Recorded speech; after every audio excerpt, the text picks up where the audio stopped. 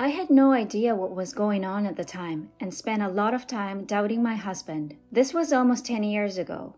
I was in my 30s and had only recently married my husband. With my husband working so hard even before we married, I expected life with him to be difficult. But he never came home for so long that I felt alone.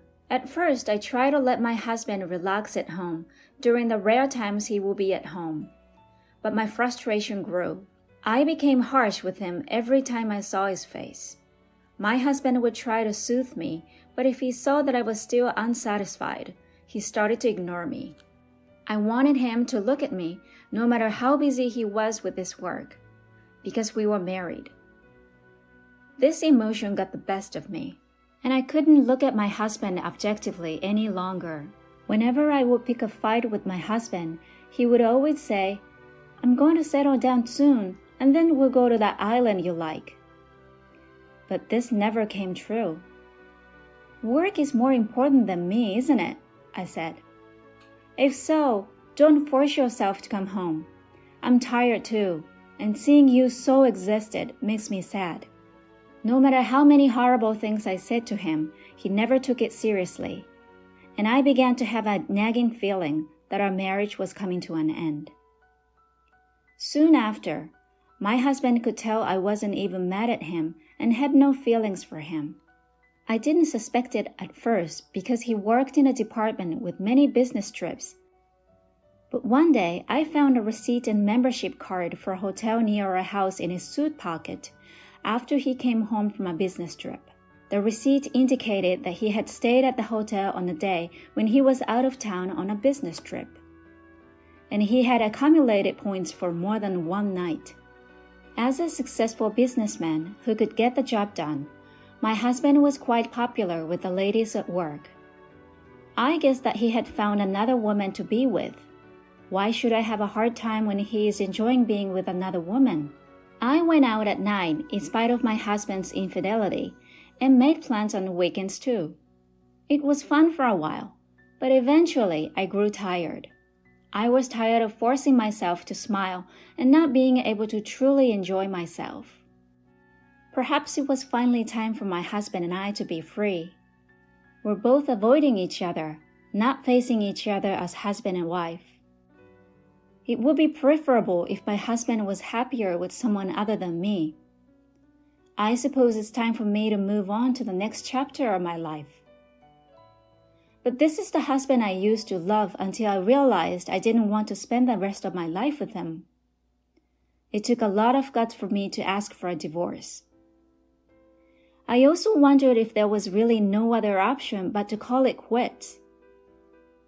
But it seems that my husband has a new girlfriend. After days of deliberation, I made a decision and sent a text message to my husband's cell phone. "Will you come home early today? I need to talk to you." I texted him on his cell phone. "I need to talk to you too, and I'll try to leave as soon as possible." He replied right away.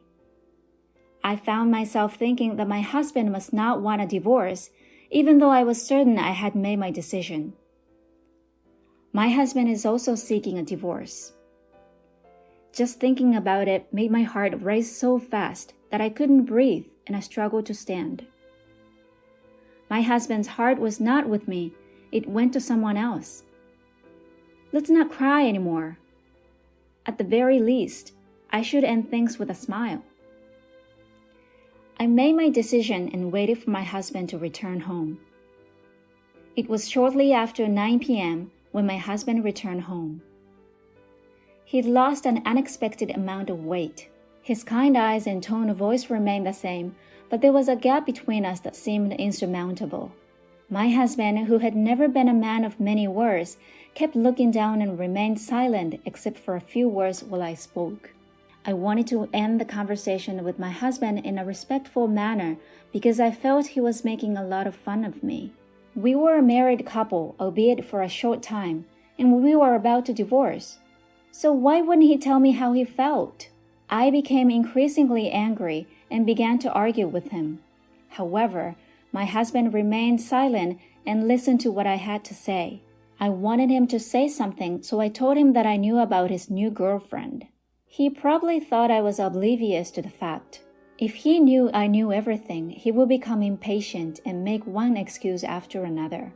Hearing my words, my husband looked at me in surprise, then smiled briefly. After a brief pause, he asked, "What, you knew?" I said. Strangely, I couldn't help but laugh at his joking tone, which made my husband laugh. And for the first time in a long time, we laughed together. Regardless of the topic of the conversation, I was overjoyed to be able to laugh with my husband like we used to. We were able to talk again after that, which was a strange sensation. Perhaps it was because he found out I knew about the affair. My husband's face appeared to be revitalized. "Let's stop attacking each other. I don't want to leave you because I don't like you," he said. My husband agreed to my proposal, and we decided to clean our room and share our belongings so that we could leave at any time. They were all precious memories, but they were all things I wanted to keep hidden for a while.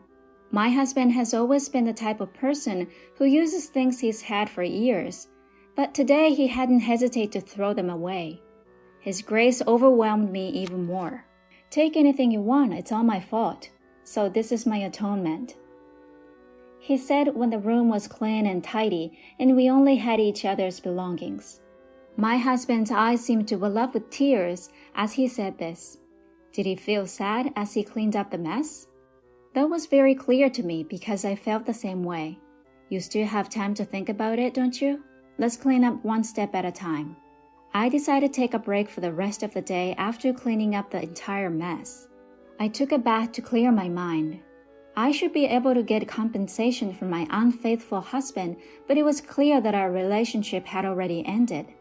Besides, I don't want to taint my memories of my husband any further. As I was getting ready for bed after the bath, my husband entered the bedroom. He climbed into bed and gently drew me into his arms. "Hey, this is weird, and I feel bad for your girlfriend," I said. My husband said quietly, "Just one more time, I want to be by your side." I stiffened slightly. He was trembling as he wrapped his arms around me. "Are you crying?" I asked him, but he didn't respond. I noticed that his body was lighter and more bony as I stroked his back. "Are you sure you're well? You appear to have shed some pounds." When I said this to him, his body stopped shaking. "I've been cutting weight," he said, pulling his body away from mine, taking a deep breath. "Okay, is there anything else I should know? Are you sure you're okay?" It had been a long time since I had touched my husband's body, and I was surprised to see how different it looked from before. My husband's physique was always stocky and muscular. Even when he was busy, he enjoyed working out, but he told me, "She likes me like this." I was sad once more. He's doing it for her. Why doesn't he just forget about me if he enjoys being with her so much that he loses weight? I see. Then there's no need to cry because it's the last day, or is it tears of joy? To keep my sadness at bay, I said something sarcastic that I didn't need to say. "You're still the same. I like that part of you too. I wish you a happy life from tomorrow. I'll be praying for you wherever you are," my husband said lightly. After saying that, my husband began to snore. He was a man who moved at his own pace until the end. I hope so as well. I fell asleep after murmuring to his sleeping face. I overslept the next day because I had stayed up late cleaning up the room the day before. My husband was no longer in bed when I awoke. When I entered the living room, I noticed an A4-size envelope on the table, and when I opened it, I discovered a bank book and a slew of documents inside. When I removed everything, I discovered that it was related to our marital property. There was also an unusually large sum of money in the bank book in my name. And I discovered the divorce papers in a small envelope. My husband's section had already been filled, so all that remained was for me to complete and submit mine. In a panic, I dialed my husband's cell phone, but it was disconnected because it appeared to have been canceled. I spent several days asking about my husband's whereabouts with his parents and friends, but none of them would tell me. I had no choice but to contact his company, where I discovered that my husband, the workaholic, had resigned a few months before. It would have made sense if he made a new girlfriend and left, but why go to such length? Why didn't anyone tell me anything? I've grown suspicious of people, and there appears to be no way to contact my husband. The mental fatigue that had been building up since before the divorce nearly crushed me. My husband had gone to the trouble of arranging compensation for me, and now that I was free, I decided to spend some time in a place I really enjoyed. We arrived at the remote island, which took nearly a day to reach from the mainland. The island was depopulated and about 3,000 people lived there. I had visited the island once with my husband and was captivated by its natural beauty and the slow flow of time. My husband promised that we would return to the island once his work was completed. I miss my husband, but maybe what I need now is the peace and quiet of that place. I quit my job and moved to this remote island a few months later after renting the house to someone else. It was a risky move on my part, but I knew I couldn't stay in my house any longer. I'm not sure how my husband paid off the mortgage, but I know he worked very hard. But there were too many memories to keep living alone in the house. However, I didn't want to waste my husband's efforts, so I didn't want to just let it go. There are many strange things, but I can't ask my husband about them anymore. I plan to spend time on his quiet island, relaxing and letting myself go. I began to adjust to island life and became acquainted with my neighbors. I had enough assets to live a normal life without working, but I realized that doing nothing was even more depressing. So I started working as a sort of helper, assisting the elderly neighbors with their problems. I was initially treated as an outsider, but as I became more used to the work, I was relieved to be accepted as one of the islanders. As I was settling in, I learned from a coworker that a new client had arrived from the main island for medical treatment. He had become ill and had chosen this island as his final residence because there was no treatment available. Moving to this island with no medical facilities would be difficult, unless you're very prepared to move to this island in that condition. I was thinking that being in charge would be difficult when the new client asked for a visit, and I was the only one free. I had heard about his medical condition, so I was nervous as I went to his house. We arrived at the small house on a hill with a view of the ocean. The house had been vacant for a long time and had been renovated to the point where it was livable, but it was really just enough to keep the wind and rain out. I questioned whether this was the best place for him to spend his final days. With concern, I rang the doorbell. "Come in," a small voice said, barely audible. I gave my usual greeting and entered. I found my client sitting in front of a window, the sun and wind streaming in. I couldn't see his face because it was backlit, so I squinted as I approached. "It's a pleasure to meet you today, sir." As I looked at the face that had turned to me, I was speechless. My ex-husband sat there. We were both taken aback. We just stood there staring. My husband initiated the conversation. "You found me out," he said. He was mischievously smiling, like before. "What exactly are you doing here?" I was so confused by my husband's presence, the fact that he wasn't supposed to be there, as well as the information I had heard at work, that I couldn't speak properly. My husband grabbed my hand and forced me to sit next to him. He sat next to me and held my hand until I relaxed. I couldn't think of anything to say to him, and as I sat there, I heard a voice at the door. I wiped my tears and opened the door, where an elderly man stood. He seemed surprised to see my tear-stained face, but he bowed, went inside, and sat down next to my husband. "How are you doing today?" he inquired. He spoke in a soft voice. My husband said that there was nothing unusual and began chatting with him. The elderly man was most likely the island's only doctor. I remembered my colleagues telling me that there were no inpatient facilities on the island and that the clinic nurse and doctor were the island's lifelines. So it appears that my husband came to the island to spend his final days here. Although it was his decision, I listened intently to their conversation. I was wondering if there was anything I could do to help. My husband's doctor left after about 10 minutes of casual conversation. I couldn't help myself and ran after him. I guess my flustered appearance startled him again, but when I told him of our relationship, he seemed to understand.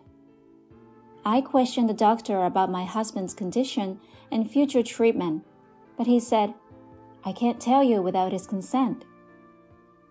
Maybe he felt sorry for me and said, "He won't be able to walk by himself very soon. It seemed a shame for him to spend his final days alone, so please be there for him." I was stunned. What became of my husband's girlfriend? I returned back to the house with heavy steps, where my husband was waiting. My husband appeared to have anticipated my questioning the doctor and greeted me with a smile. "You're back." I couldn't leave without my husband, so I asked him to let me spend the night. My husband's house was only a few pieces of luggage and a couple of futons. It was the first time I'd slept with my husband since we discussed divorce. As I cuddled up under the covers with my husband, we told each other how we got here. I was eager to ask about his illness, but I decided that it wasn't time to talk about painful topics, so we reminisced. This was also due to my feelings about his relationship with her. I asked him if he hadn't brought her to the island before I asked to stay, but he just laughed and covered it up. The fact that he didn't say anything suggested that there was a sad event. I was careful not to hurt his feelings by asking any more questions. The next day, I informed my employer of what had occurred and decided to take some time off. I want to spend what time my husband had with him. I took my husband, who couldn't walk very far, around the island in a wheelchair. There were places I remembered from my previous visit, places and scenery I wanted to show him for the first time. It was satisfying just being together. I wish we'd been this close when we were married. Even after my divorce, I discovered that the feelings I had grew stronger. But there's nothing I could do about it now. My husband would be confused if I told him. Like friends, I would stay by his side. The good times were fleeting, but the disease was gradually taking its toll on my husband. His physical strength had deteriorated to the point where he could no longer go out or even take the long-awaited walks. Even daily tasks became difficult, and he began to doze off and fall asleep more frequently. The doctor came to see him every day, but the only relief was that he was no longer in pain, and I couldn't believe that this was natural and that he would leave me so soon. I nursed my husband, never leaving his side for a second, so he wouldn't be alone when he awoke, which could happen at any time. Sometimes he'd wake up and tell me the rest of the dream he just awoke from, and other times he'd tell me about long-ago memories as if they just happened. I loved every moment, and this love exacerbated my sadness. My husband gradually stopped waking up after that. When we stopped talking, I stayed by his side, reading his favorite books and telling him about the sights and sounds I'd missed so he could understand. I wanted to tell him about a beautiful sunset one day, so I held his hand and tried to speak to him. My husband's hand was cold to the touch. He was barely breathing, and his chest moved in an unnatural way. I panicked and called the doctor, who said he would be there right away. I waited for him, feeling as if my heart was being ripped out of my chest by the out-of-control situation. I hoped it was a misunderstanding. I wanted him to reassure me that everything would be fine. However, when the doctor arrived, he took a look and said, "His blood pressure has already dropped quite a bit. Let him go in peace. I believe he wants you to stay with him, so I'll sit this one out. Don't worry, I'll be right there if anything happens, so please stay by his side." The doctor then said goodbye to my husband and walked out. So the time has come. I knew it would come, but it was unbearable. I was delighted to have met you. There were some challenges, but the truth is that I adore you. I held my husband's hand and whispered in his ear. Then my husband gently squeezed my hand back. It was medically impossible, but I clearly felt it. Soon after, he took his last breath and died quietly. I couldn't stop crying, but I was glad to have been there for him at the end. I was so busy after he had died that I didn't have time to mourn until after the burial. When I finally got home after cleaning up my husband's belongings, I noticed that mail had accumulated like a mountain. I was struck by the nostalgic handwriting I discovered as I went through them one by one. My husband had written dozens of letters. I wondered how long it had been since I had spent every day with him, trying to keep as close to him as possible. His letters started on the day of our reunion. My husband had moved here in the hope of seeing me again, but he didn't expect to actually find me here. It was difficult for him not to notice how surprised and delighted he was, it read. I couldn't stop laughing at how funny my husband's letters were. And the fact that my husband felt that way was the best compliment he could have given me. The date on the letter indicated that he had been posting it every day, but his handwriting became more dirty and the length of the letter became shorter as the days passed, clearly demonstrating the progression of his illness. With sadness, I continued reading, but my eyes stopped at one point. He had written the truth about our divorce. My husband's illness started during our marriage. When he discovered it, there was nothing they could do to help him, and the treatment he received as his last hope was ineffective and only had side effects. My husband made plans to divorce me because he didn't want me to spend the rest of my life with this disease, and I fell right into his trap. He had no idea I'd suspect the existence of another woman, but he didn't deny it because he thought he could give a lot of money to me as compensation. Because I no longer required medical treatment, I wanted to liquidate all of my assets so that you could live freely, he wrote. What hurtful words I'd hurled at my husband, who had thought that far from me. I sincerely apologized. Tears flowed uncontrollably. Then there was a knock on the front door. I wiped my tears quickly and opened the door to find my doctor standing there. What brings you here, doctor? I inquired. When I asked, he handed me a sealed envelope. The envelope was identical to the one I had just read from my husband. He asked me to post it every day. He wrote a few days' worth of letters before he fell into a coma, and he entrusted them to me. I couldn't refuse, and this is the last letter. He asked me to give it to you when you return to your home. So that's what this was about. This was my husband's final letter. I thanked the doctor and read my husband's letter alone. When I opened it quietly and calmly, I found a thin but clear note that said, "Thank you, I love you." We had come so far, but our hearts remained connected. I love you too. When I said this, I thought that I saw my husband's portrait's mouth smile a little. I am still living on this island, decades after my husband died. I am now officially recognized as an island resident. I built a grave next to where my husband's house used to stand, the day I was sure I'd never leave the island.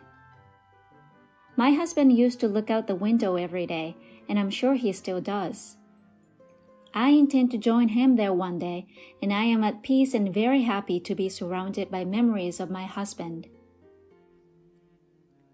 Thank you for sticking with me until the end.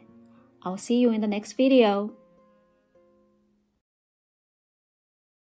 You and your mother get the 70 square foot storage room.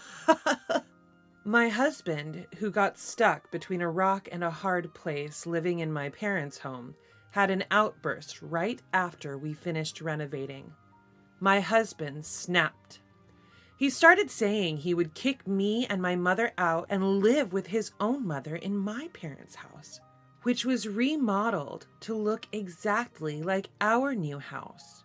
I was shaking with anger as I realized my parents' house, filled with memories of my late father, had been taken over.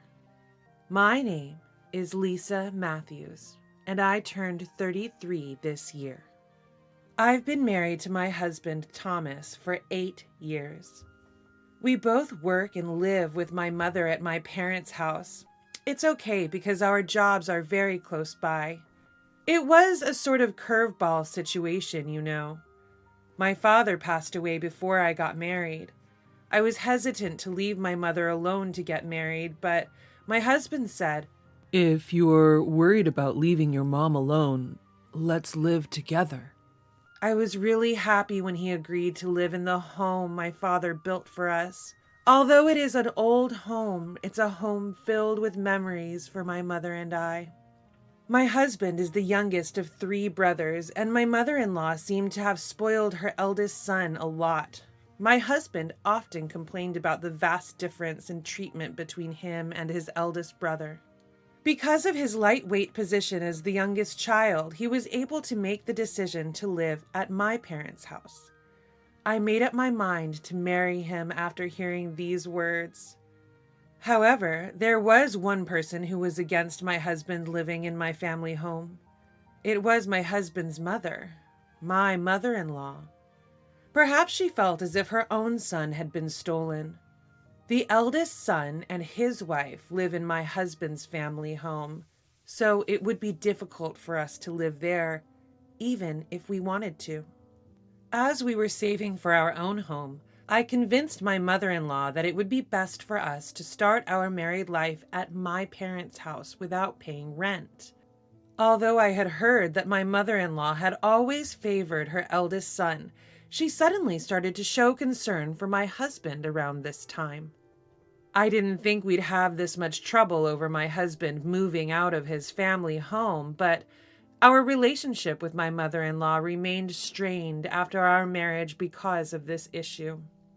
Lately, my husband has become very concerned about his mother. It might be because she suddenly started to treat him with affection after our engagement was decided.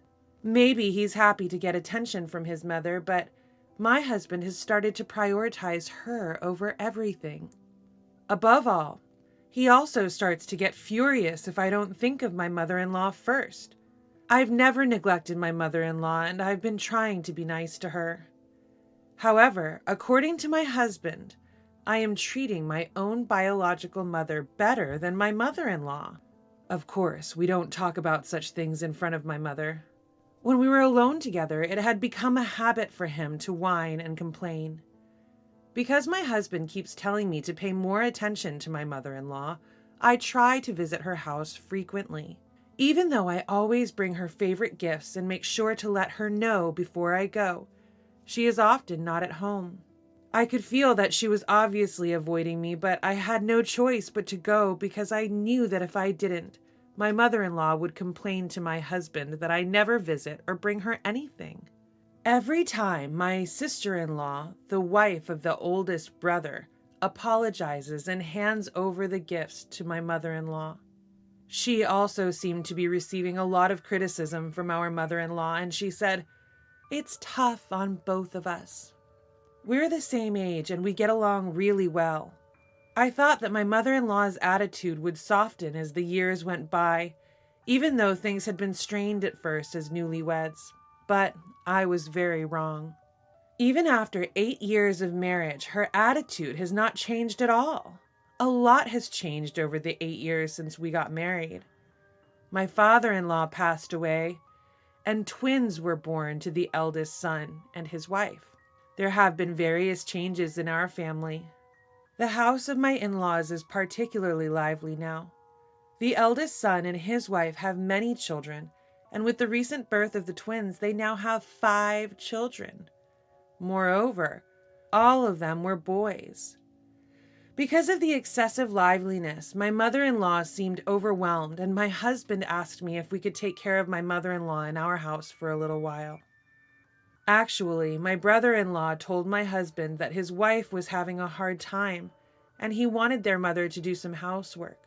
But my brother-in-law's wife told me that our mother-in-law didn't want to do any of it, and could she stay at our house instead? Although we had an extra room, the house was terribly old. I proposed to my husband that if my mother-in-law was going to live with us temporarily, we might need to renovate the house. My husband seemed to think I would object to keeping my mother-in-law, and he looked surprised at my reaction. I wasn't really keen on the idea myself, but I agreed in hopes that my brother-in-law's wife would have a break. My husband works for a construction company, and renovations are his expertise. It can be sure that my husband will take care of everything. I'll leave it to you because you're the expert. I said so and decided to renovate this house. My mother is getting old, so it was a good opportunity to consider making the house accessible by removing the steps and installing the handrails. During the renovation, my mother and I stayed at my sister's house, and my husband stayed temporarily in a weekly rental apartment with my mother-in-law. But the incident happened on the day when the renovation was completed. Up to this point, I had believed that the house was being transformed into a comfortable home. I was looking around the house under my husband's guidance. There are no steps and handrails in various places, making it possible to live in the house for a long time, even when one gets old. My husband had cleverly made a hobby room for himself. I decided to accept it. Since he is a contributor to the renovation, let's at least give him credit for that. After being shown all the rooms, I suddenly realized there were no rooms for my mother and I. The room my mother used to use was now my mother-in-law's room. Where's Mom's room? You haven't shown it to me yet. I didn't care about my own room, but it was strange that there was no room for my mother. I just showed you, my husband said, laughing. I had a bad feeling about this. Huh? You haven't shown me yet. You and your mom get the 70 square foot storage room, my husband replied. I couldn't believe my ears. Indeed, I was shown the 70 square foot storage room earlier. It was the place in the house that received the least sunlight. A dark storage room with only a small window. Are you joking? Don't say stupid things, I retorted. My mother-in-law intervened between my husband and I. It's been 8 years since you became my daughter-in-law, but you still haven't learned how to behave as a wife. You're not qualified to be a wife if you're going to bite back at your husband. This house was beautifully rebuilt by Thomas. If you don't like that room, why don't you get a divorce and leave? She spat out. The word divorce suddenly flashed in front of me, and I lost my patience, my blood rushing to my head. Thinking that I wouldn't dare to divorce, my husband was laughing. At that moment, all the affection built up over 8 years of marriage flew away. I see. This was your plan from the beginning. If you don't like the 70 square foot storage room, why don't you put your mom in a facility? There's no room anyway. It must be hard for you to have 2 mothers under the same roof. I glared at my husband, who dared to say such a thing. Come to think of it, my brother-in-law's wife told me. Since the renovation was decided, my husband and mother-in-law were always stuck together and talking about something. My husband, having never indulged before, was now behaving like a child towards his mother, doting on her in front of my brother-in-law and his children. Ever since the renovation was decided, my mother-in-law was thrilled to have a new house and a quiet environment, and my husband was eagerly waiting to live with his beloved mother. Seeing the 2 of them attached at the hip and grinning, I started to feel sick. I took my stunned mother's arm and, making loud footsteps, walked out the front door. I deliberately stomped on the hallway as I walked, thinking at least it might do some damage. My mother followed me, bewildered, as we left our family home. The triumphant laughter of my husband and mother-in-law echoed from behind us. I couldn't forgive my husband's betrayal after living together as a couple for 8 years. All I could think about was getting revenge. When we finally returned to my sister's house, we were so overwhelmed we just collapsed. It was all too much to even put into words. My mother was still in shock. "Do you think they've taken over our house?" she muttered after taking a sip of the tea my sister had made. Her words were like a punch in the gut. This was the result of me agreeing to the renovation my husband suggested and leaving everything to him. "We have to reclaim our house, our home, filled with so many memories. The house that Dad built for us," she whispered. I squeezed her hand tightly. Half measures were not enough for me. "We can't just sit back and do nothing. We're going to fight this head on." My mother looked up at me. "What are we going to do?" "I have a plan." I revealed my plan to my mother. She looked a bit surprised, but nodded in agreement. "If it's your idea, Lisa, I won't oppose it." With that one sentence from my mother, our counterattack against my husband and mother-in-law began. A few days later, I saw a moving truck parked near our family home.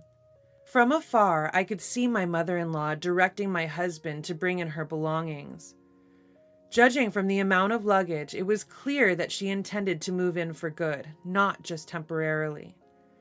My mother-in-law didn't lift a finger, just gave instructions to my husband. He happily helped her with the move.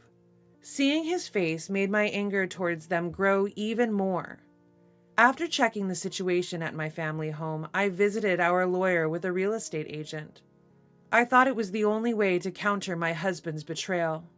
I explained to the lawyer everything that had happened after the renovation and how my husband and mother-in-law had taken over our house. At first, he was shocked. But after hearing about my husband's terrible behavior, he shared our anger. And so we were able to secure the full cooperation of both the lawyer and the real estate agent. A week after my husband and mother-in-law had taken over my family home, I visited again. When I rang the doorbell, my cheerful mother-in-law appeared.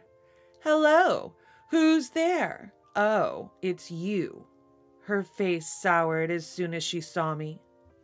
"I have something important to discuss today. I'm coming in." "Oh, I'm sorry. You're acting as if you were the owner of this house. It's easy to forget that it's actually my house," I said sarcastically and walked straight into the house. The house, having been renovated and filled with new furniture and appliances, was no longer the family home I remembered. It felt as if my childhood memories had been completely wiped away. My husband was relaxing in the living room at the back. Like my mother-in-law, he looked displeased at the sight of me and said, "What's up with you barging into people's houses like that?" "You.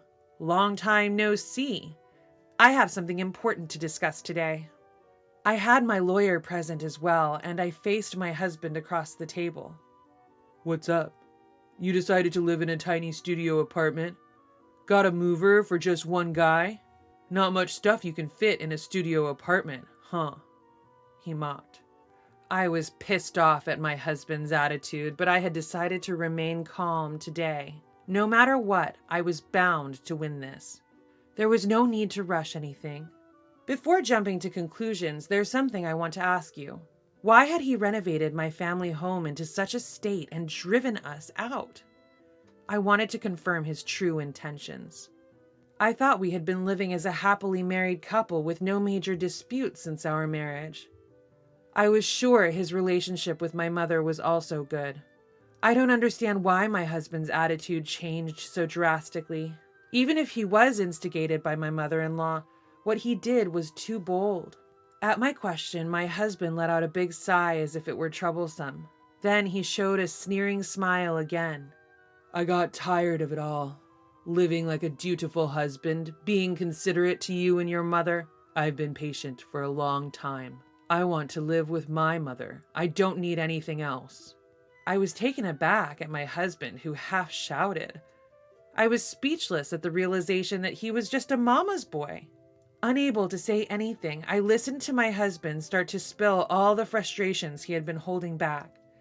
He was frustrated that he couldn't live with his mother and embarrassed that as a man he was living in his wife's house. It felt like I had been deceived. He endured it all on his own, got angry on his own, and even plotted to take over my family home. I began to suspect he might be a psychopath. If you have that much dissatisfaction, you should have just told me. How can I possibly express dissatisfaction? I'm a man. You should understand. Even his final assertion was utterly ridiculous. My mother-in-law was teary-eyed as she listened to my husband's argument. I thought that this was the result of her nurturing her eldest son with excessive affection, but it didn't seem like she thought so. She just seemed to pity her son, who adored her. Being subjected to this cheap soap opera, I sighed heavily, unable to bear the ridiculousness. It seemed that my husband was offended by my attitude and raised his voice. What's with that attitude? You should be grateful that I even prepared a small studio room for you. I could have taken away your room too. With his face turned red, my husband looked like a tantrum-throwing child. That's right. Keep a room for a useless daughter-in-law. What a kind son you are. I'm happy to be praised by you. To quickly end this farce, I presented my husband with the divorce papers. Of course, already signed by me. Please divorce me. I don't want to stay married after being treated like this. Then I showed him the registration of the house, explaining that it was one of the properties I had inherited from my father and it was under my name. Looking at the documents, my husband seemed to realize something. I won't divorce. I did the renovation. Even if the property is under your name, it should be considered as both of ours. I will absolutely not divorce. It seemed my husband realized that if we divorced, he would be kicked out of this house. Even if you don't want to divorce, what made you think you could stay here? The house is in my name. It's my property, so I've sold it. I spread out another document before my husband, a sales contract for the land and house. Both he and my mother-in-law leaned in to check the names and dates on the paper. Since this house is already sold, you'll need to move out promptly. We have potential buyers, so you should leave by today or tomorrow. With a smile, I told the two of them. Their faces turned pale. Whether you divorce or not, you cannot live in this house. I don't want to see your faces anymore, so I want you to divorce. Hold on. Why? Wasn't this your house? My mother-in-law had mistakenly thought that the house belonged to my husband. He probably hadn't expected me to take such drastic measures. He seemed to have assumed that I would accept some kind of compromise and forgive him. But I'm not that naive, and my love for my husband has cooled. I don't have a shred of mercy left. Please discuss the details with my lawyer. Don't come directly to me. If we are kicked out of this house, where will we? Yeah, we thought we finally found a place where we could peacefully spend our retirement, and a maid. My mother-in-law seemed to have thought of my mother and me as maids rather than family. Feeling it wasn't good for my mental health to talk to these people anymore, I suggested, why don't you go back to your family home and live with your eldest son and his wife? Oh, but since you made such a fuss about leaving, your older brother might be angry and not let you in. Leaving those words behind, I quickly left my family home. My family home filled with so many memories. I hesitated to sell it.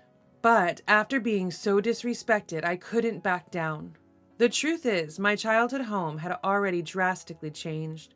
I don't think my decision was wrong. 3 days later, my husband and mother-in-law hastily left my family home. I didn't want to keep the house after it had been remodeled so recklessly, so I had it demolished and put the land up for sale. Looking at the empty plot where nothing was left, I felt a mix of emptiness, relief, and a complicated array of other emotions. After that, my husband and mother-in-law moved back to their family home for a while, seemingly treated as nuisances by my older brother and his wife. My husband, who had been reluctant to divorce until the end, seemed to have realized my feelings had completely cooled when I left all negotiations to my lawyer. My lawyer said he signed the divorce papers while crying at the end. Eventually, my husband seemed to be despairing of his mother, who had started to flatter my older brother more than him. Just when he thought he had finally become his mother's number one, it turned out to be a short-lived victory. It seems that my mother-in-law was ultimately disowned by my older brother and his wife. My husband and mother-in-law started living together in a small apartment near their workplace. My husband, who had never really lived alone, seemed to be struggling, and my mother-in-law, despite complaining about her son's low earnings, had to do all the housework again, complaining every day. My husband contacts me almost every week, asking for reconciliation because living with my mother-in-law is too hard, but I ignore all his messages. Even after everything that happened, my husband, who still thinks we can reconcile, is really a fool. I have no intention of remarrying, and I've built a small new house on the small plot of land left by my father, where I live with my mother. It's a small, single-story house because it's just the two of us, but it's filled with things that my mother and I love. I'm still working, so I have no financial worries. My mother, who was shocked by the loss of our old home, is gradually regaining her energy. Even though we're now strangers, my sister-in-law from my older brother's family brings her children over to play at our new house. She treats us the same after the divorce, and I'm truly grateful. Our new life with my mother has just begun. My mother and I laughed, promising to enjoy whatever comes next. Seriously, you're such a fool. How can anyone be as inept as you? Fool, inept. How many times had such cruel words been hurled at me? I had vowed my eternal love to him, truly believing that we could find happiness together. That was the idea, at least, when we got married. But when I came to my senses, the so-called love had vanished somewhere. My husband's domineering attitude escalated day by day, to the point where even the care of my mother-in-law was forced upon me. Physically and emotionally, I was on the brink. If things kept going this way, I would lose my sanity. However, God did not abandon me.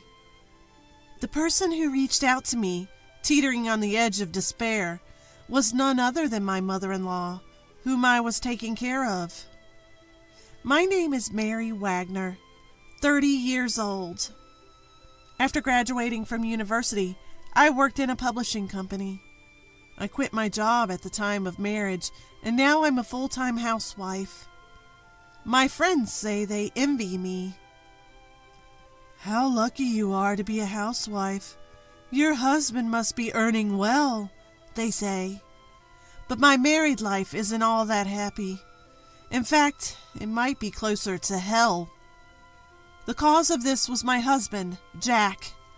We met through work and got married after 2 years of dating.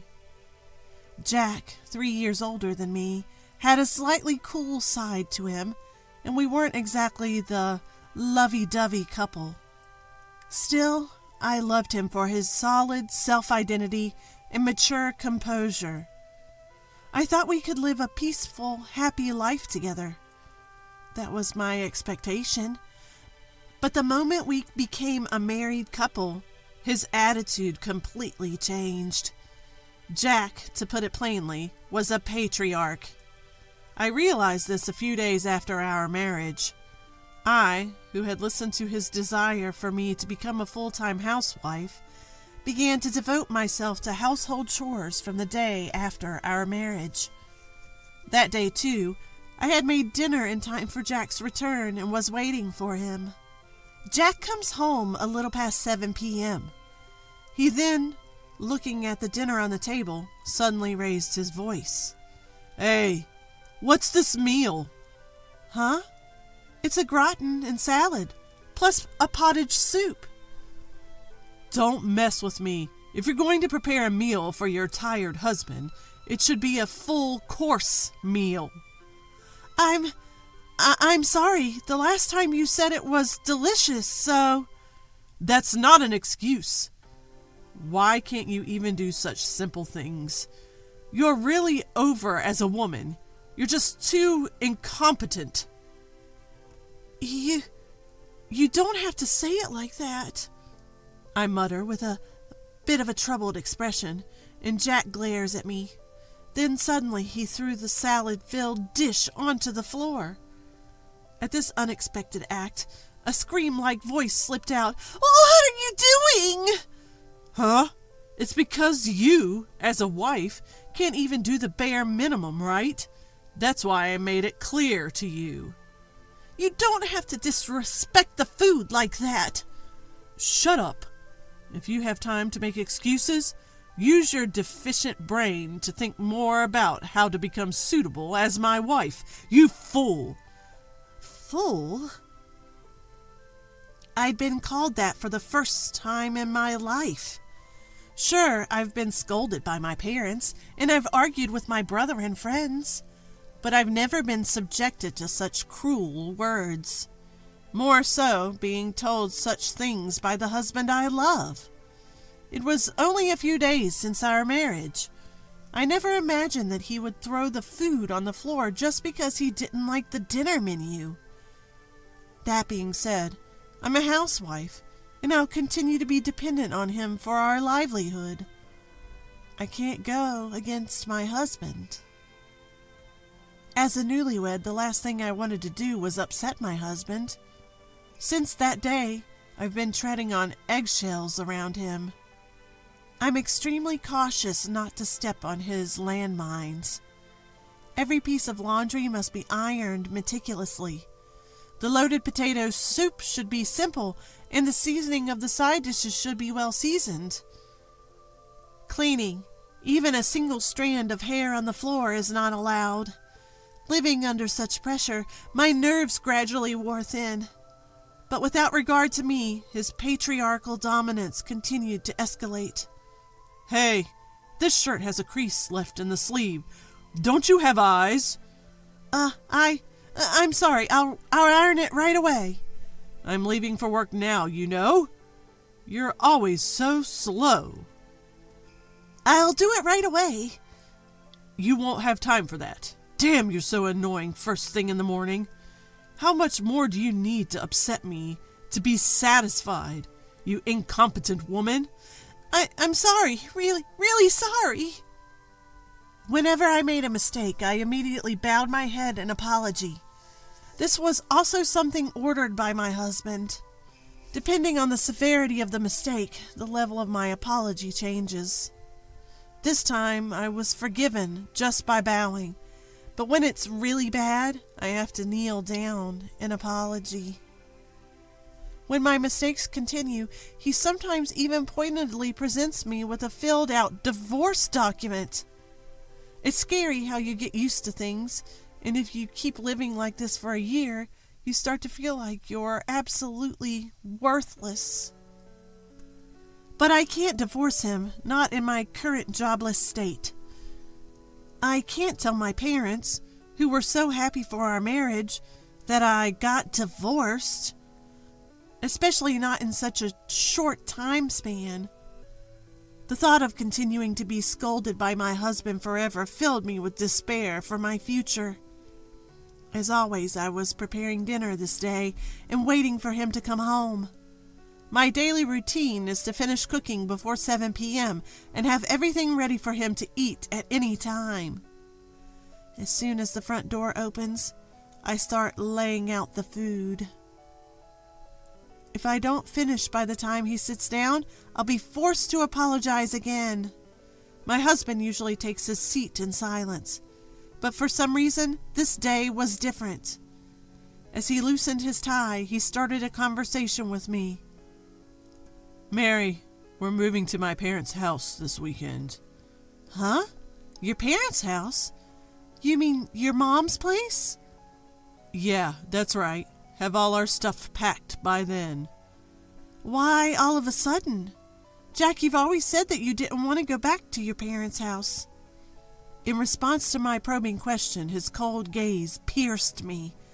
I instinctively shut my mouth, and after a pause, he opened his.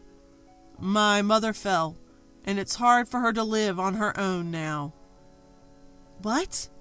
Then we should go there right away." "She's been hospitalized for a week. We're moving when she gets discharged this weekend." "And I see that's what happened. But why all of a sudden? You were so against going back to your parents' house." "You can guess why, can't you? Because I can inherit wealth." "Wealth?" As if he was delighted by his mother's situation, he continued the conversation. "Listen, my father was just an ordinary guy, but my mother's family is rich, so she has a decent amount of money." "What does that have to do with what happened this time?" "If I act dedicated during this time, I might be able to get a hefty inheritance, right? If we, as a couple, rush over, I'm sure she'll give us the whole inheritance." "For such a reason? Isn't that a bit disrespectful?" "Shut up. You're being supported by me, so just listen quietly." I'm sorry." Being yelled at loudly, I instinctively apologized as usual. In front of my downcast self, he proclaimed with a triumphant look, "Listen, you're the one who's going to take care of my mom. From now on, you're going to work as my maid at my parents' house for the rest of your life." "Maid? You mean like that?" "Don't talk back. Who do you think is providing for your current lifestyle?" "It's thanks to Jack." "Right. Depending on how seriously you take care of my mother, the amount of inheritance we can get will change. So don't slack off in the care, understand?" Urged to reply by him, I responded softly, "Yes." Seeing my obedience, he showed a satisfied smile before starting his dinner. Forcing me to care for his mother just for her inheritance? He doesn't think of me as his wife at all. To him, I'm just a housemaid. Although I knew this, being told so directly was quite a shock to me. Even so, I didn't have the courage to talk back. I was, in a sense, brainwashed, having erased my own possibilities. The next day, as per my husband's command, I began packing our belongings. We moved to my mother-in-law's place a week later to coincide with her discharge from the hospital. On the day of her discharge, Jack didn't come to the hospital, using work as an excuse. So I was the one accompanying my mother-in-law. On the way back from the hospital, my mother-in-law opened her mouth in apology. "Mary, I'm really sorry. Because of me, you're going through all this."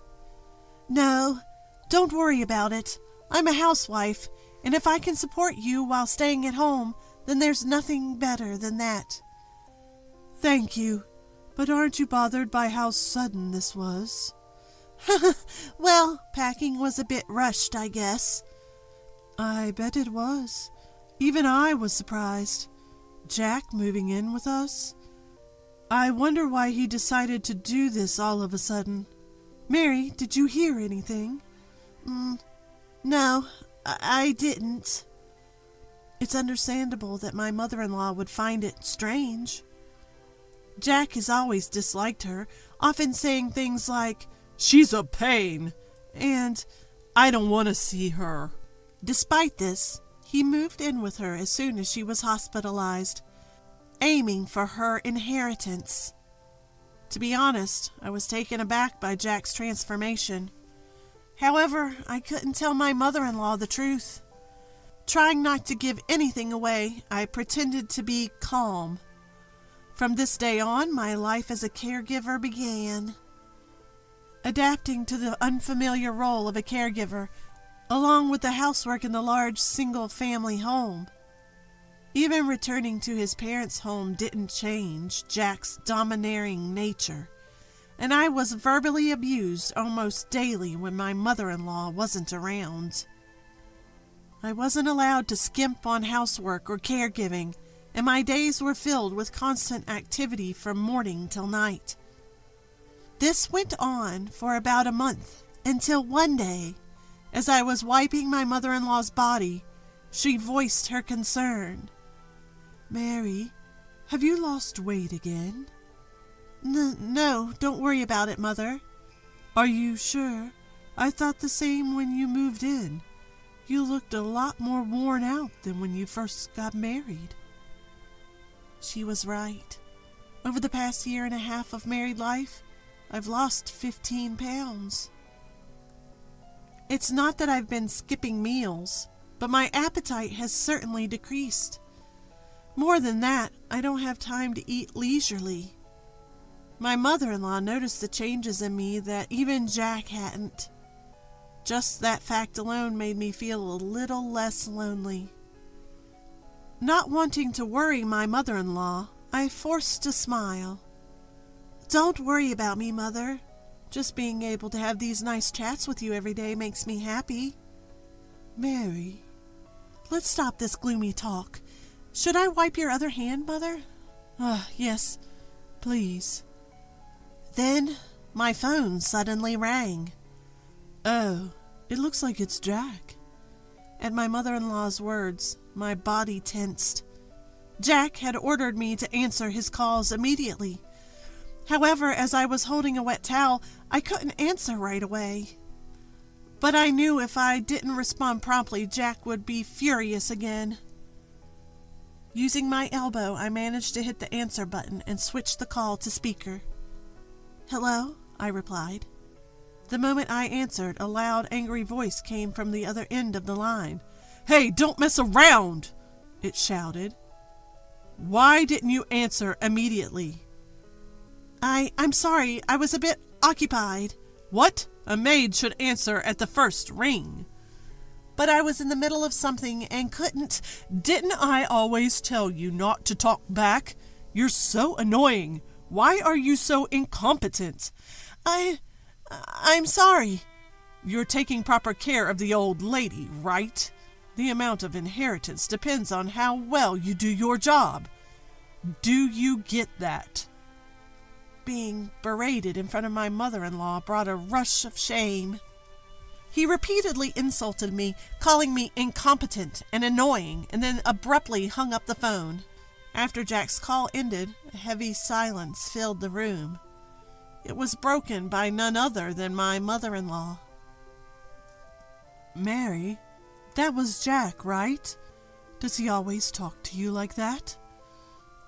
Yes, but it's my fault. I am incompetent." "What are you saying? You're such a kind and good girl." "Mom." "I can't overlook this, Mary. It's time to get back at him." "Huh?" My mother-in-law then suggested a plan. Following her instructions, I threw all of Jack's belongings into the yard and locked the front door. Together we waited for Jack to come home. A few hours later, we could hear rattling noises from the entrance. It must have been Jack, but of course the locked door wouldn't open. Despite the intercom ringing, I ignored it just as my mother-in-law had instructed. Finally, my phone started ringing. It was Jack. I switched the call to speaker and answered. "Hello?" He started off shouting immediately. "Hey, don't mess around! Open the front door right now!" "I can't do that." "What? What are you saying?" "This is at the order of your mother." "What?" Unable to comprehend, he repeatedly shouted, "Don't mess around!" and "Open it now!" To him, my mother-in-law let out a cold voice. "The one messing around is you, you fool." Mom? I always knew you were cold, but I never thought you'd treat your wife like this. "No, that's not." "I knew something was off when you suddenly moved in. To use your wife and rely on inheritance. How can you live such a shameful life?" "No, that's not true." "What's not true?" "I have no intention of leaving you any inheritance. If you understand, get lost. This is my house. You will never be allowed back in." Flustered by my mother-in-law's words, Jack began pounding on the door. Through the phone, I could hear him begging, "Please, do something!" I have an ally, my mother-in-law. I won't be brainwashed any longer. With resolution, I said firmly to Jack on the phone, "I want a divorce. I can't go on with you anymore." "What? What are you saying?" "Shut up. I'm done being married to a man like you. I don't waste my life anymore. I won't give up on my own life. I've decided to carve out my own happiness. Don't joke around. You can't live without me." "There's nothing I can't do. No matter how tough it gets, it's better than being with you. I will overcome anything. I will no longer need you in my life. I refuse to have a trash like you." I abruptly hung up the phone and blocked his contact. His yelling could be heard from outside, but it eventually changed to cries of despair. My mother-in-law reported this to the police. For his nuisance behavior, he was taken away by officers. I used the divorce papers he had given me before to formally divorce him. On top of that, I sued him for compensation through a lawyer for mental and physical distress. With the witness of my mother-in-law, the proceedings went smoothly. After paying the lump sum compensation to me, Jack's savings were exhausted. In addition, he lost his position at his company after they found out about his police records, and he was reduced to an ordinary employee. Naturally, my mother-in-law refused to pass down her inheritance to Jack. After a discussion with the lawyer, in accordance with my mother-in-law's wish to leave everything to me, it was decided that she would transfer me about $1 million per year. I continue to care for my mother-in-law at her house. It's about the only thing I can do for her now. "Mary, I'm so sorry for always troubling you. Even after divorcing Jack, you're still taking care of me." "Why are you saying that, Mom? I should be the one thanking you." "Really, I'm so fortunate to have a daughter like you." "Same here. Let's keep supporting each other, okay? My life with my mother-in-law is filled with more smiles than I could have imagined. I'll do my best to do what I can for her until the end of her life."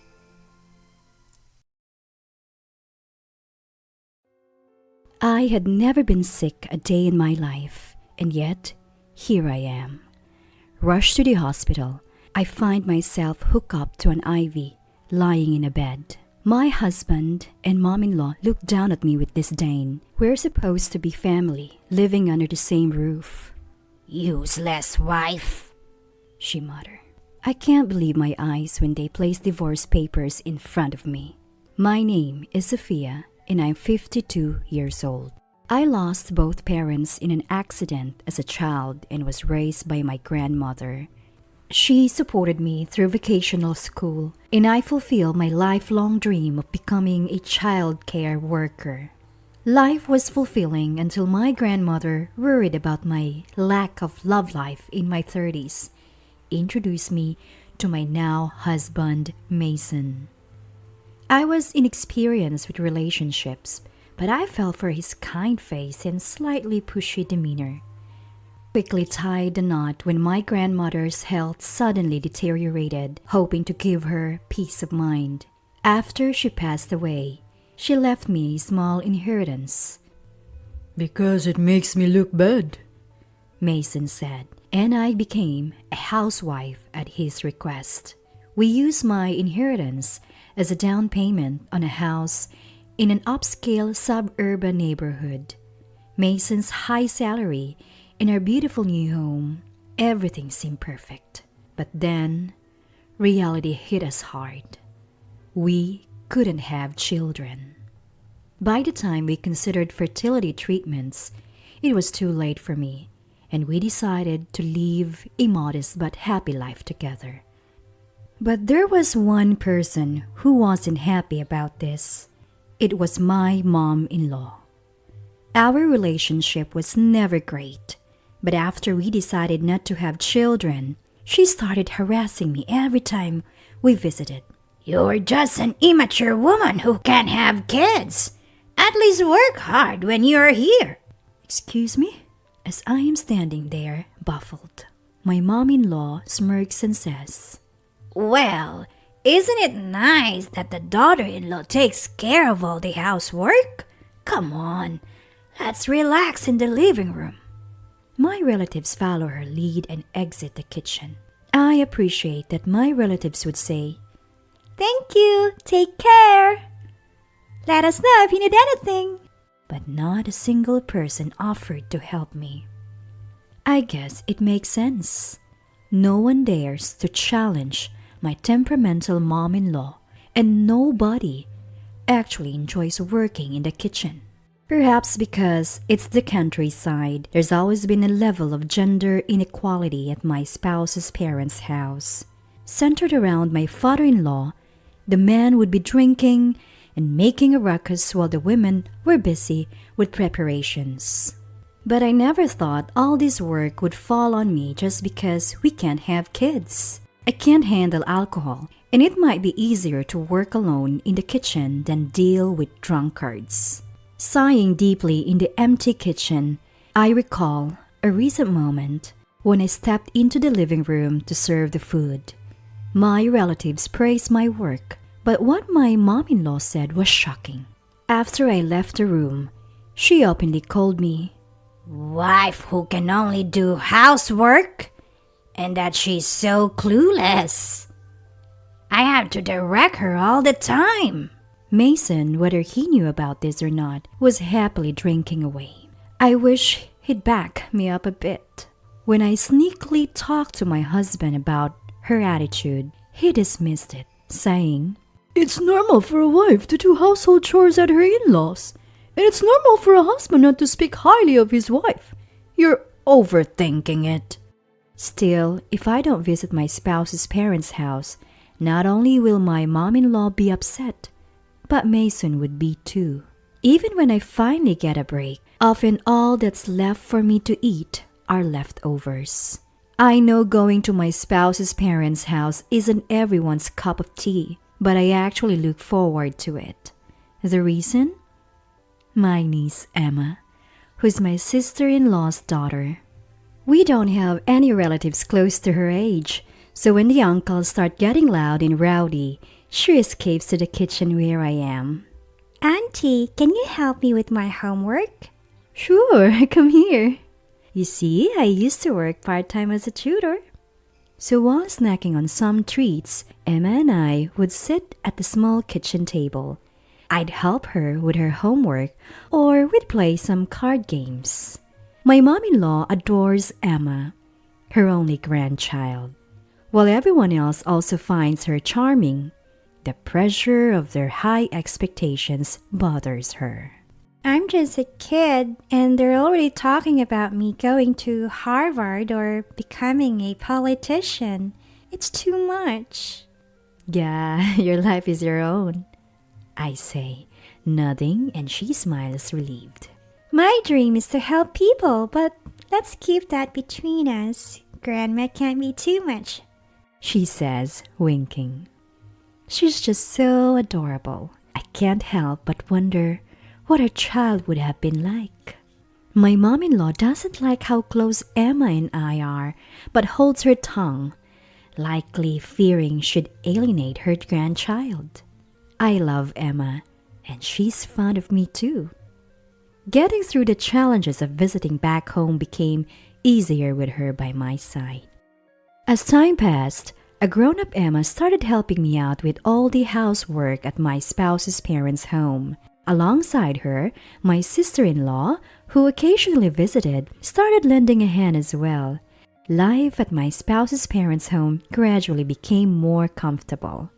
Then one cold day happened. As I hurriedly prepared for the morning, the phone rang loudly. What could this be about so early in the morning? Mason grumbled, picking up the phone. An emergency at work, perhaps? What did you say? Mason's loud voice made me stop what I was doing. What happened? My dad. What? Turns out my father-in-law had suddenly passed away. He apparently had a heart attack when he went to the chilly kitchen for some water late at night. By the time my mom-in-law found him in the morning, he was already gone. He had been so lively just a month ago. Mason and I immediately went to my spouse's parents' home. Surrounded by a mournful atmosphere, the wake took place. That evening, while I was busy welcoming condolence visitors, I noticed Mason talking quietly with his mom in a corner. I was curious, but too busy to ask. I figured I could ask later and moved on. After the funeral, while relaxing at home, Mason spoke to me with a pleading tone. Hey, can we talk? Mason approached, his demeanor unusually pleading. Sure, what's up? I was instantly on guard, sensing his unusual demeanor. I've decided that we're going to live with Mom. What? I barely swallowed the scream that had risen to my throat. You can just drop that on me out of nowhere. Look, it's our duty to take care of our aging parents, plus it's what Mom wants. I couldn't believe it, living with that mom-in-law. When did you decide this? I wasn't consulted at all. Why do I need your permission? I bought this house. It's my mom we're talking about, and you're living on my earnings. I was at a loss for words. I couldn't believe he'd force such outdated beliefs on me. I've been working hard at home too. Besides, I became a housewife because you wanted it. Don't complain to me when you haven't earned a single dollar. His shout made me flinch. Mason let out a long sigh and glared at me. Who pays your mobile phone bill? Who bought your new morning attire? Even your makeup? I cover the cost. Living with Mom is decided. If you don't want to lose this lifestyle, then don't complain. Yes, Mason does financially support our lifestyle. But I thought we had a deal. He works outside, I take care of home. I have no parents to fall back on, no savings. And finding a job is not as easy as it sounds. For me, the idea of being apart from Mason was terrifying. Fine. I had no choice but to accept living with her. Life became hell once my mom-in-law moved in. With no relatives around to hold her back, she harassed me more than ever before. She complained about everything I did, from cooking and cleaning to laundry, morning till night. I'm stuck at home, lazing around on the sofa in front of the TV every day. Sometimes my mom-in-law goes out and comes back with random purchases, blowing through the money she got from selling her house and dipping into our savings. I'm back.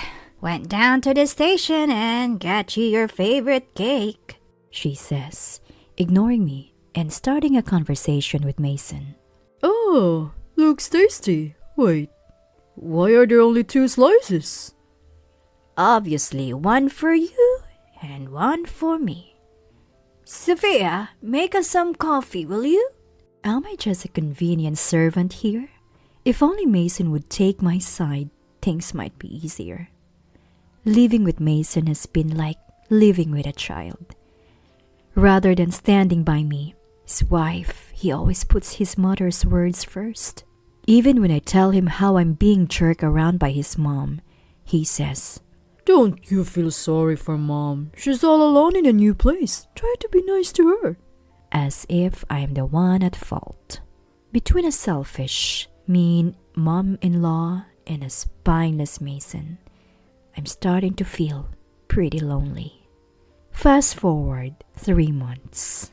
After sending Mason off to work as usual, a sudden sharp pain strikes my stomach.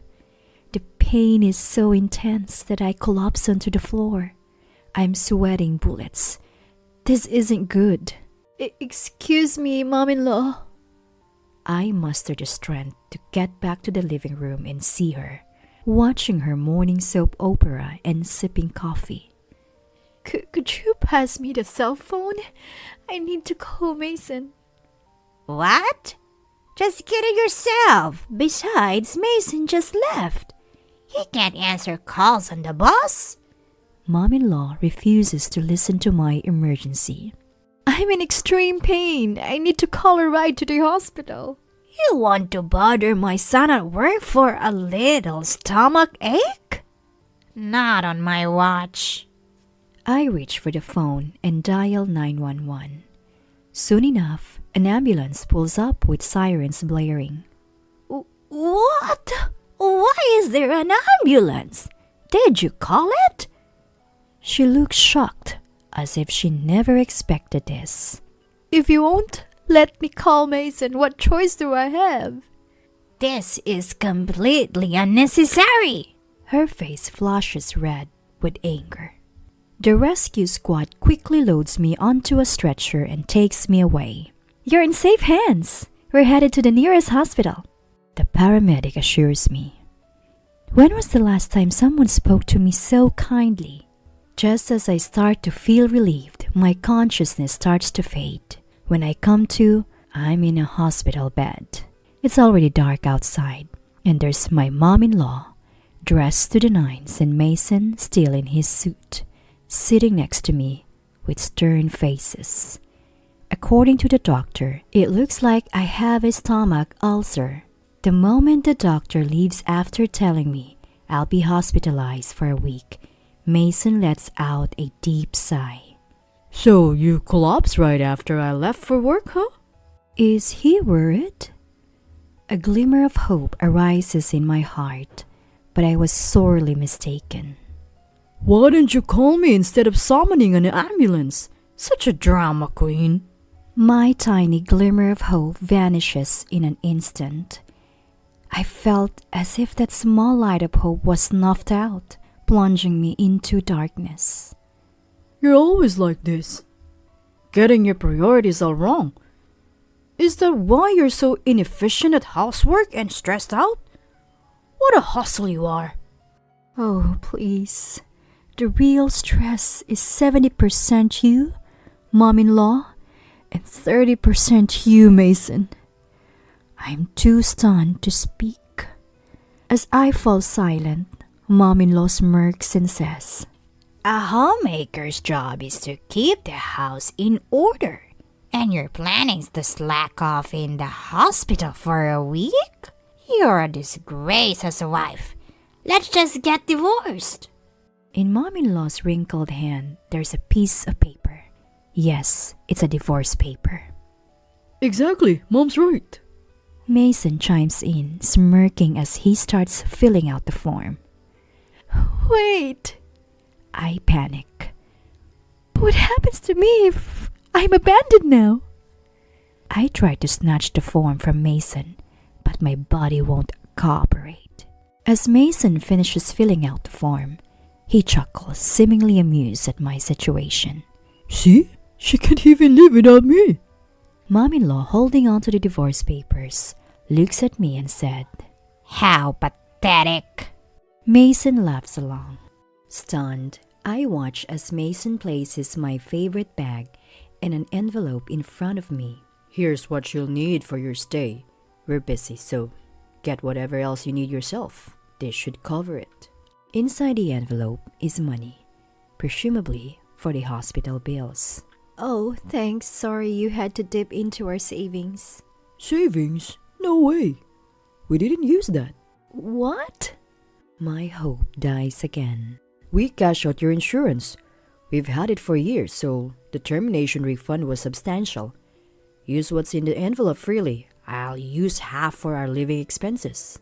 I can't believe he'd cancel my insurance without asking, especially when we had savings.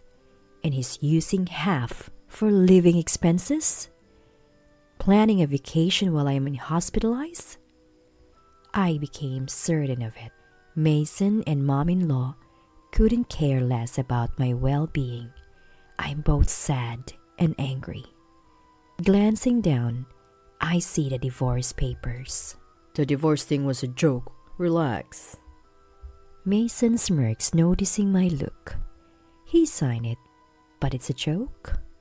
I can't help glaring at them, but both are still laughing. Something in me snaps. Why am I even in a family with these people? That envelope doesn't include transportation money. Let me know when you're discharged. Mason says as they leave. As they walk away, I crumple the divorce papers in my hand. Numbly, I open the bag. Inside, besides my wallet and a pen, there are just a few added towels. I never thought they knew where my pajamas and underwear were, so it's as I expected. I have to buy almost everything new. Just as I sigh, the curtain around my hospital bed opens slightly. A nurse? I slowly looked up and I couldn't help but gasp. No way! There, standing right in front of me, was Emma, my beloved niece, now a full-fledged nurse. We were both so happy at this unexpected reunion. When I told her why I was in the hospital, she got angry as if it was happening to her. I never expected to find an ally here. I was so happy. I almost cried, and then I saw an opportunity. I won't rest until I make those two who look down on me regret it. So Emma and I started to devise a plan. After about a week, free from the stress of Mason and my mom-in-law, I was recovering well and set to be discharged tomorrow. I was on the phone in the empty room when it happened. We heard you're getting discharged, so we thought we'd come. In walk Mason and my mom-in-law. Mason holding a bag from his favorite cake shop. We have to visit the wife at least once or people will talk. I pulled the phone from my ear, setting it screen down on the table, and sat on the bed, nodding. Thank you for coming. They pulled up chairs near the bed and sat down. You've had plenty of rest. You'll be working again from tomorrow. What a way to say hello. Sure enough, there were 2 cakes in the bag on the table. They brought cakes for a hospital visit, but none for me.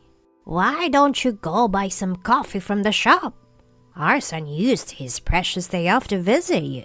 I don't think I have any money left.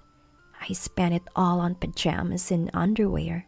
I shook my head, and my mom-in-law audibly clicked her tongue. Can't even buy a single coffee when you're the one causing inconvenience by being in the hospital. You lazy woman. Who's lazy one here? Just then, the curtain around the bed whisked open, and a smiling nurse appeared. Is it fun for you to harass your daughter-in-law in a hospital, Grandma? What? My mom-in-law's face turned pale with shock, and for good reason. The nurse was Emma, her most cherished granddaughter. You don't work at this hospital, Emma. Why are you here? I just transferred here. I was surprised too. I got called in to help, and when I came, I found my aunt here with a gastric ulcer.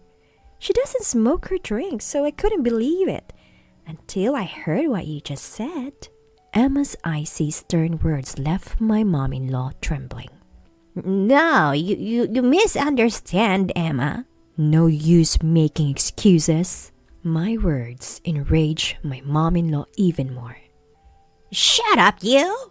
Sure, I can shut up, but you do know everything is being heard, right? What? I lifted my phone and showed her the screen. It displayed a call in progress with my sister-in-law. What have you done? My mom-in-law's accusation was cut off by my sister-in-law's voice over the speaker. What's wrong with you, Mason? Your wife is hospitalized and this is how you act? Enough is enough! Hearing my sister-in-law's shouting, even Mason shrank back a bit. Sister-in-law and my niece are such justice-oriented folks that you'd think they were from a different family than mom-in-law and Mason. The idea to secretly listen in on the conversation between Mason and mom-in-law in the hospital room was all sister-in-law's plan. After watching Mason and mom-in-law shrink in size, I turned to sister-in-law again. Sister-in-law, thank you so much. I hang up the phone and look at Mason, who's all shriveled up. I haven't just been sleeping and resting this week, you know. You filed for divorce a week ago, right? I'll agree to it. Let's get divorced. What? Mason stares at me, dumbfounded. Of course he is. He never thought a housewife with no job or place to live would willingly let go of her current life. His baffled expression is so priceless, I can't help but laugh. Annoyed, Mason yells, You have no job, no home. What are you planning to do? I calmly answer, I'll work at the hospital. Emma's boss lives in the neighborhood. I explain the situation and everything is set. Never thought I'd be indebted to a neighbor like this. Mason counters, You're not a doctor or nurse. How can you work in a hospital? Emma interjects with a smile. Uncle, you really don't know? This hospital employs various professionals, not just doctors and nurses. Emma winks at me as I watch Mason, flabbergasted. It's the same kind of eye contact we had while tutoring or playing card games at the spouse's parents' house. I'll be working in the hospital's child care center. They even have dormitories, so housing won't be an issue, I declare confidently. Mom-in-law, defending Mason, who's lost for words, angrily thrusts her wrinkled hand at me. Stop joking. If you're not my daughter-in-law, pay the full hospital bill. No, I'll take it. Oh, by the way, I'll be invoicing you for the divorce settlement later. What? Do you know about asset division? I can claim half of the assets that Mason and I saved together. What are you saying? Mom-in-law trembles. Mason shakes his head in confusion, but I just smile. Also, since I was hospitalized due to stress from you and mom-in-law, I'll be claiming damages in a divorce court. I have witnesses here too. Emma's icy stare focuses on mom-in-law. Unable to withstand the unexpected situation, mom-in-law and Mason flee the room. 2 cakes are left on the table in front of us. Emma, you like sweets, right?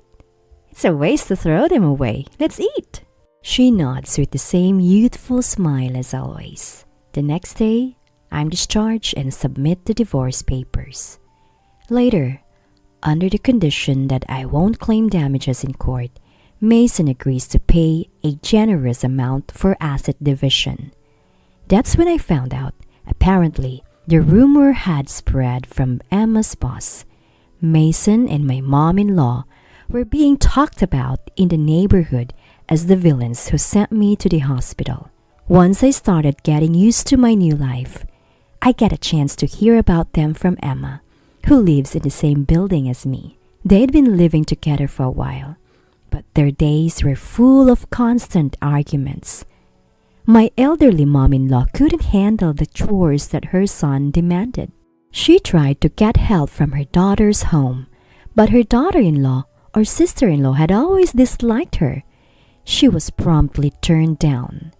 Of course, the rest of the family found out. They are now estranged. Their biannual family gatherings have ceased to exist. As for me, I'm receiving guidance from a younger colleague, and despite the challenges of returning to work, my days are fulfilling. I can't get enough of my children reaching out their tiny hands for some love and affection. I occasionally go to lunch with my niece Emma, both as workplace colleagues and as friends. I may not have my own family, but I have Emma, who's like a daughter to me, and the chance to interact with children who are adorable as grandchildren. This is more than enough for happiness. During nap time in the nursery, I start to hear the soft snoring of a little girl whose back I've been rubbing. You're going to take care of your father-in-law for the rest of your life. I'm going to live with my new daughter-in-law, haha. One day, my mother-in-law suddenly dropped this on me. Basically, she was saying that my husband was having an affair, and she was backing it up. Furthermore, they planned to live at the mistress's house. At my in-laws' house, there was a wheelchair-bound father-in-law who needed care. Despite this, my husband and his mother went to the mistress's house. What they did was, of course, unforgivable. However, I couldn't just leave my father-in-law behind and leave. As I wavered, my father-in-law finally stood up. My name is Linda, 30 years old. I married my husband Bob, and it's almost our 3rd year. At first, we got along so well, but now we don't talk as much. Is this what they call getting used to? The more you know each other, the more your love stabilizes, and you end up seeking a more stable life. There was no problem with our marital life, but it could be described as unstimulating. Plus, about a year ago, my husband's job got busy, and he started to work overtime. Business trips, which were almost non-existent before, have become a few times a month. However, he always covers the living expenses, and I have a job too. I can't always worry about him. Sometimes when he comes home early, we have dinner together and make up for the lost time. From the outside, it may look like our marriage is cooling down, but that's not the case. This is the shape of our marriage. This unchanging married life was our norm. Then, one day, when I finished work and came home, my husband was already there. Usually, he doesn't come home until after 10 p.m., but it was still 7 p.m. "Welcome back." To his greeting, I asked back, "Bob, you came home early today. Didn't you have to work overtime?" "That's not the point. My father had an accident and is in the hospital." "Wait, your father?" According to my husband, his father had an accident on his way to work at his own company when a car ignoring the red light crashed into him. Fortunately, he didn't have any fatal injuries, but he was left with paralysis in both legs and one arm, forcing him into a wheelchair-bound life. "My father-in-law had an accident? You've got to be kidding. My father-in-law, who loved hiking and fishing, is now wheelchair-bound? That's too pitiful." My father-in-law was an outdoor enthusiast, and he often took my husband and me to various places. He treated me like his own daughter and always said, "If you ever have any problems, feel free to rely on me." Such a father-in-law had an accident? It was hard to believe. My father-in-law was running his own company, but my husband works for a different company. So we weren't immediately notified about his accident. We only found out when my mother-in-law contacted us. In this day and age, we couldn't visit him as often as we wanted, which was frustrating. My husband Bob started the conversation with a serious look in his eyes. "Well, Linda, Mom asked me to do something about Dad." "What did your mom ask for?" "Well, she was wondering if we could help take care of Dad." "Take care of your father?" "Yeah, Mom's been getting on in years, right? So she's finding it difficult to do it all by herself. She wants us to help out." "So that means we'd have to move to your parents' house?" "That's right. There's plenty of room at their house, and we'll have enough space.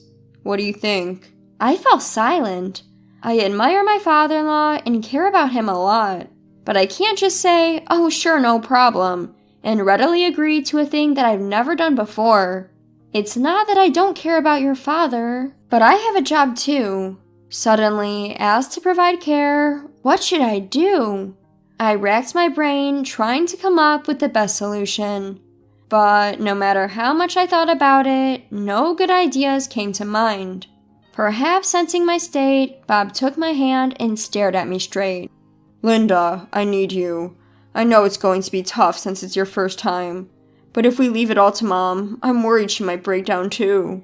"Well, I think it will be tough. But I have a job too." "Linda, you can quit your job. I'll earn our living expenses, so can you dedicate yourself to taking care of Mom and Dad?" Quit my job?" "Yes, I'll earn the money and support you. That's why I need you. Our family needs you. Bob pleading on his knees repeatedly. Eventually, I decided to quit my job and dedicate myself to taking care of my father-in-law, just as Bob had said. A few days after we started living together, Bob suddenly said, "I'll take over my father's company and become the president." Even my father-in-law was surprised by this, but perhaps he was secretly happy that his son would take over his company. Tears welling up in his eyes, my father-in-law said to Bob, "Bob, I can't believe you said that. After all this time of you saying, I won't work at your company. Well, that was, how do I say it, like playing hard to get?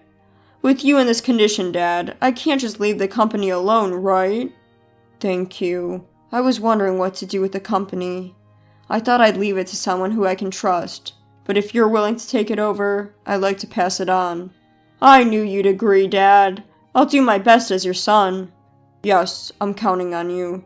For the sake of the employees who followed me, please create a good working environment." "Of course."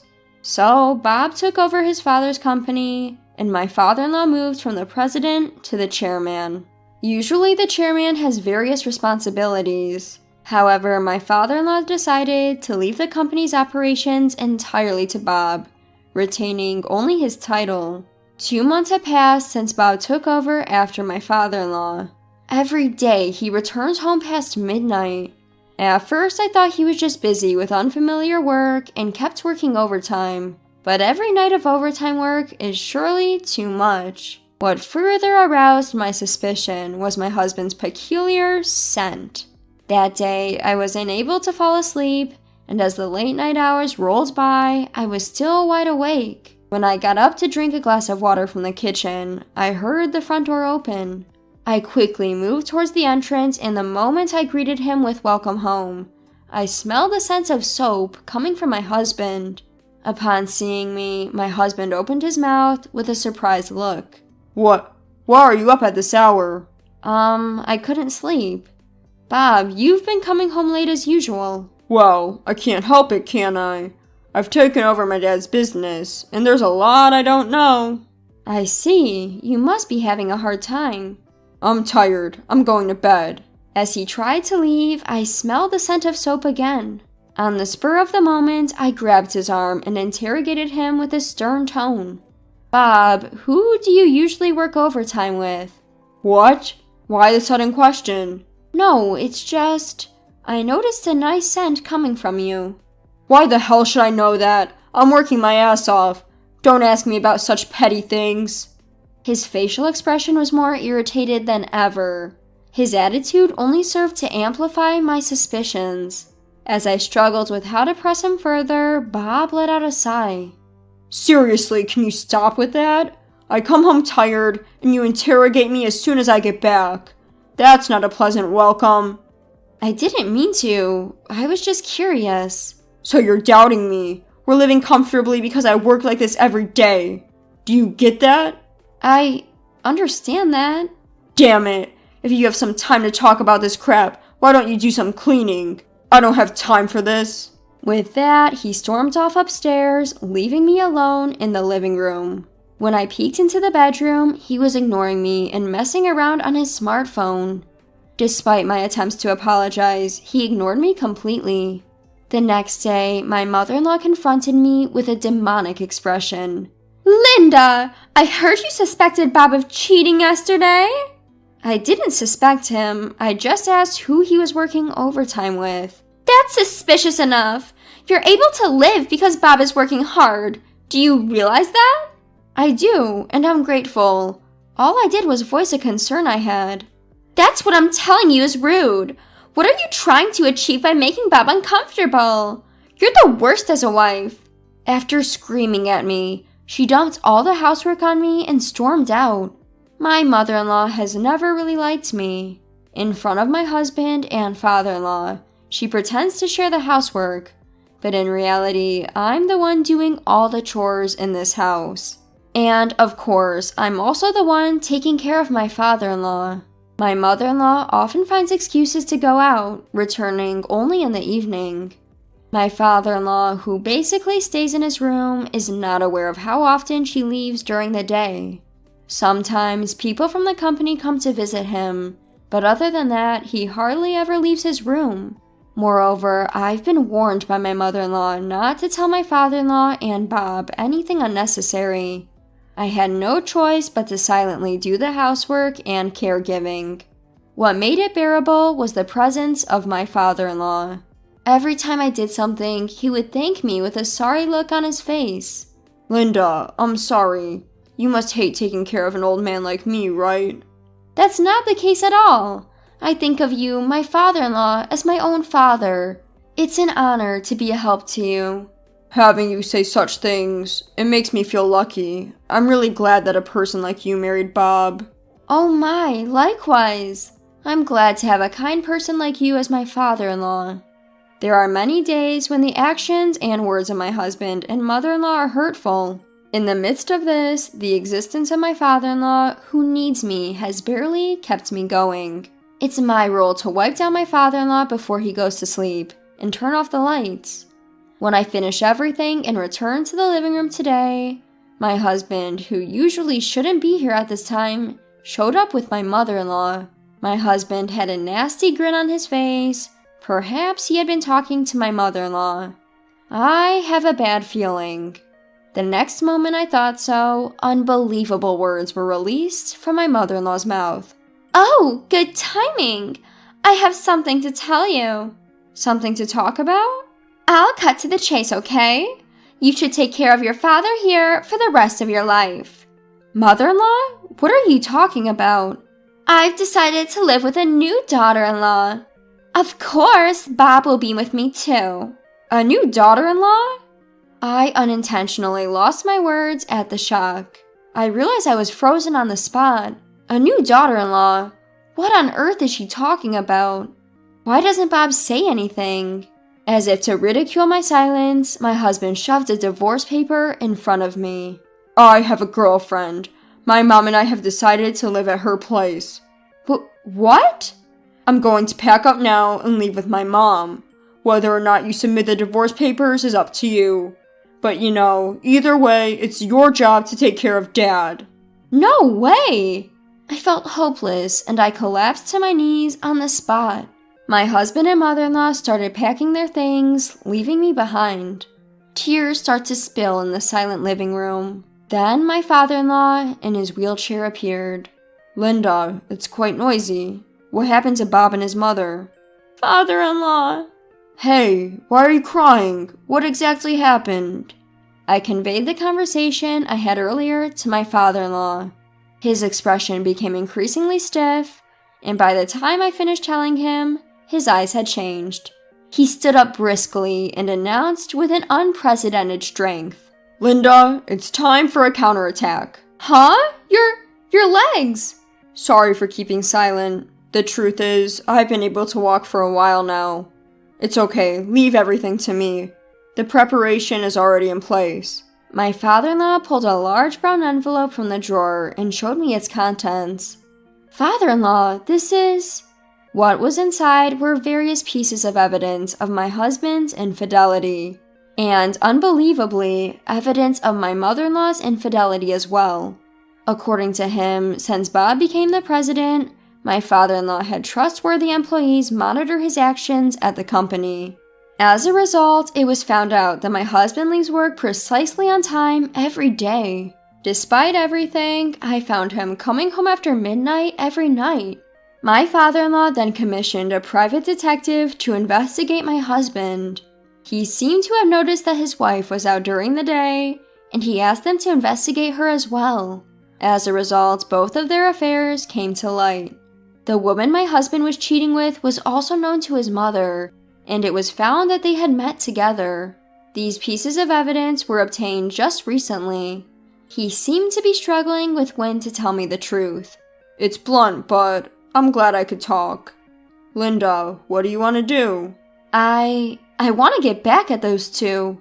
I see. Leave the rest to me. My father-in-law then made a call to someone on his smartphone. It seems to be someone from his company, and my husband was subsequently demoted from his CEO position. I submitted the divorce papers as my father-in-law had told me. Using the evidence of the affair, I asked for compensation from Bob and his lover through a lawyer. A week later, Bob came to visit his parents' house, presumably because a certified mail had arrived. In front of me and my father-in-law, he yelled back defensively, "Hey, Dad, what's going on? Just because I cheated, there's no need to fire me from the CEO position. Shut up. You didn't help me with my care, and you hurt Linda. It's a million years too early for a scumbag like you to be in a leadership position." "What? I'm cutting ties with you. Never come back to this house again." But... Bob fell to his knees in tears. He clung to me in disdain, pleading desperately. Linda, please. I don't mind if you retract the divorce, so... So? Please convince Dad. I'll break up with my lover, so please drop the compensation claim. Even now, this guy is only thinking about saving himself. I was utterly disillusioned with him. To release all my pent-up frustration, I spoke boldly. "What are you talking about now? Retract the divorce? I didn't ask for that. You know what? I feel great to be able to divorce a scumbag like you. There's no way I'll ever go back to being your wife." "Do you mean you've already... the divorce papers?" "Of course! Why should I willingly stay married to a terrible person like you? Being divorced and being fired as CEO, it's all your own fault. It's the seed you sowed." "But those divorce papers, I only used them as a thread." "I thought so. I hope you, your mother, and your lover all go to hell. You need to give up on the idea of getting help from someone else." With a dismissive gesture, I threw him out the front door. From outside, Bob's pleading cries could be heard.